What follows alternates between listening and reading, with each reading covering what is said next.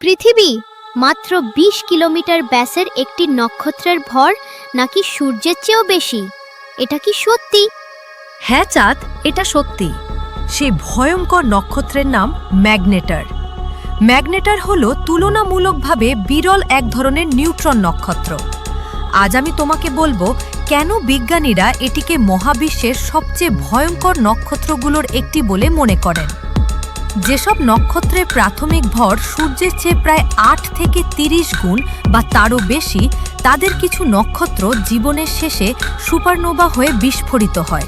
সেই বিস্ফোরণের পর যদি কেন্দ্রে অত্যন্ত শক্তিশালী চৌম্বক ক্ষেত্র তৈরি হয়, তখন নিউট্রন নক্ষত্র থেকে ম্যাগনেটার হতে পারে। অবাক করার মতো বিষয় হল ম্যাগনেটারের ঘনত্ব আর ভর। একটি ম্যাগনেটারের ব্যাস সাধারণত প্রায় ২০ কিলোমিটার মাত্র।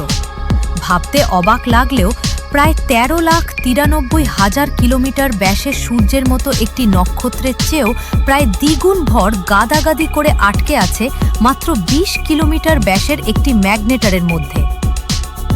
এটা তো ভাবাই কঠিন। সূর্য একটি ম্যাগনেটারের চেয়ে প্রায় ৭০,০০০ গুণ বড়, অথচ সেই বিশাল সূর্যের চেয়েও বেশি ভর গাদাগাদি করে আটকে আছে মাত্র ২০ কিলোমিটার ব্যাসের একটি ম্যাগনেটারের মধ্যে। এটাই একটি ম্যাগনেটারের অবিশ্বাস্য ঘনত্ব।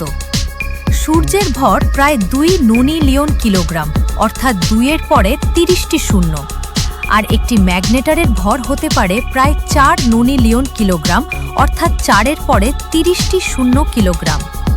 এখন পর্যন্ত বিজ্ঞানীরা মহাবিশ্বে মাত্র প্রায় ৩০টির মতো ম্যাগনেটার শনাক্ত করতে পেরেছেন। তবে ধারণা করা হয় শুধু আমাদের মিল্কি ওয়ে গ্যালাক্সিতেই হাজার হাজার ম্যাগনেটার লুকিয়ে থাকতে পারে।